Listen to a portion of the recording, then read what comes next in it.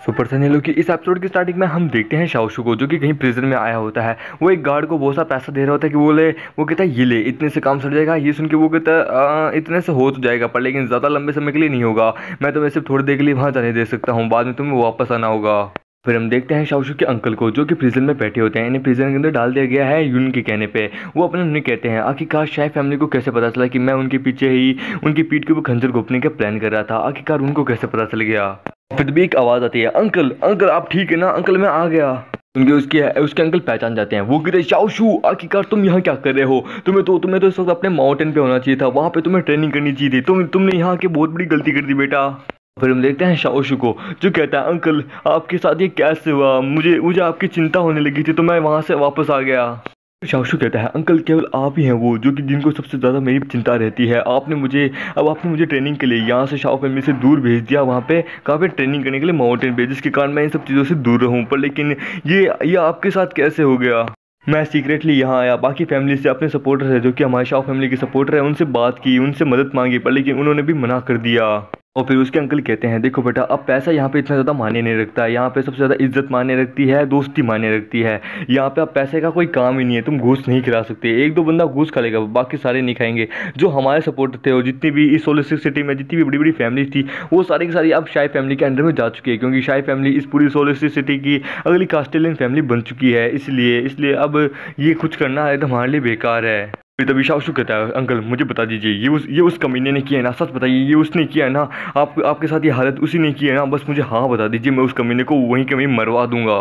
और फिर तभी उसके अंकल कहते हैं बेटा मैं तुम्हें हाँ तो कहना चाहता हूँ, पर लेकिन सच्ची बात बताओ ना, मैं देखो हम शाही फैमिली के मेंबर है, ये तो तुम्हें पता ही है। भले ही हम शाओ फैमिली है पर फिर भी हम शाही फैमिली के अंडर में आते हैं, तो एज हम उनके मेंबर ही हुए। तो तुम्हें टेंशन लेने की जरूरत नहीं है, वो मुझे एज अपने फैमिली मेंबर की तरह ही ट्रीट करते हैं। तुम्हें टेंशन लेने की जरूरत नहीं है, वो मुझे अच्छे से ट्रीट करते हैं, मेरे साथ बिल्कुल भी दुर्व्यवहार नहीं करते। तो इसलिए मैं तुम्हें कहता हूँ तुम वापस अपने माउंटेन पर जाओ, वहाँ जाके अपने आप को कल्टिवेट करो, अपनी कल्टिवेशन को आगे बढ़ाओ। फिर ये सुन के शाओशू कहता है हाँ क्यों नहीं, मैं एक दिन आगे चल के एक बहुत बड़ा एक ग्रेटेस्ट कल्टीवेटर बन के दिखाऊंगा। मैं आपसे वादा करता हूँ और उस समय मैं आपको यहाँ से ले जाऊंगा।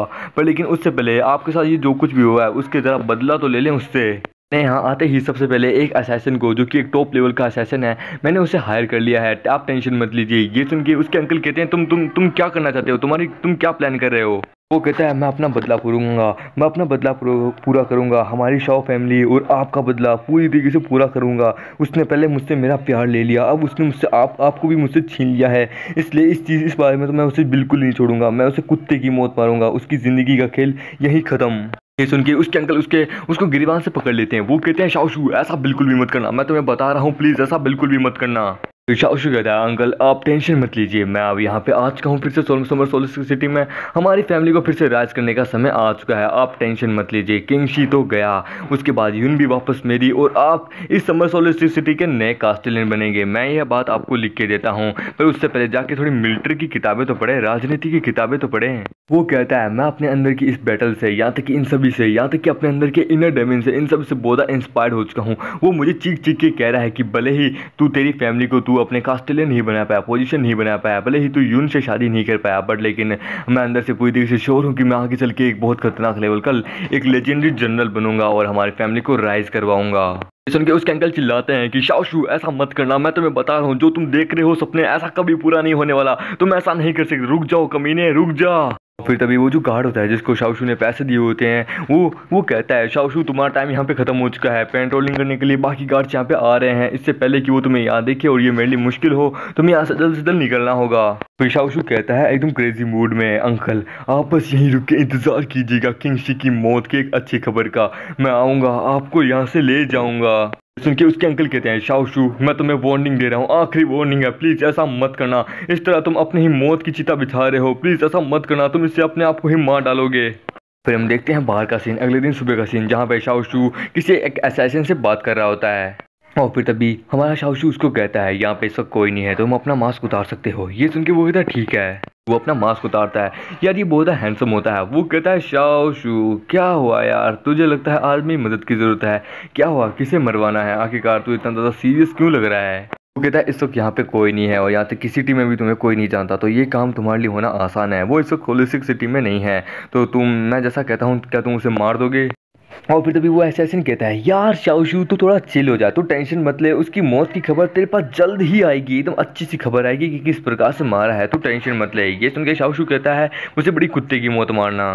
क्योंकि वो कहता है हाँ मैं मारूंगा, पक्का मारूंगा। और फिर शाओशू पूछता है पर से तुम्हारा स्टार लेवल क्या है, मुझे महसूस नहीं हो रहा है। ये सुन के वो कहता है मैं ये तो तुम्हें नहीं बता सकता, पर तुम्हें इतना ज़रूर बता दूं, हम जितने भी असैसिन्स होते हैं हम बहुत ज़्यादा इंस्पायर्ड होते हैं, बहुत ज़्यादा एक्सपीरियंस वाले बंदे होते हैं, समझे ना। हमारे पास बहुत ज़्यादा अनुभव होता है, हमें हमें पता है कि किस प्रकार से मारना है, तो तू टेंशन मत ले, मैं उसे बड़ी कुत्ते की मौत मारूंगा। ये सुन के शाओशू कहता है पर लेकिन किंगशी यहाँ पे नहीं है, ये बात तो तुम्हें पता है ना, वो सिटी में नहीं है, ये तो इसलिए ये काम थोड़ा मुश्किल भी हो सकता है। फिर वो कहता है कम ऑन शाओशू, तुम्हें ये बात अच्छे से पता है ना, सिटी में ये काम थोड़ा सा मेरे लिए मुश्किल हो जाता, पर लेकिन वो बाहर जा चुका तो ये काम मेरे लिए आसान हो चुका है, हमारे ग्रुप के लिए आसान हो चुका है। वो होगा कितना ज़्यादा ताकतवर हो, चाहे वो कितना ही क्यों ना हो, मेरा जो बड़ा वाला ग्रुप है ना वो उसके पीछे लगा हुआ है, और जो मेरा छोटा सा ग्रुप है वो भी उसके पीछे लग ही जाएगा जब हम लोग उसके पीछे जाएंगे। और तू टेंशन मत ले, आगे चल के हम तेरे ही अंडर में आएंगे।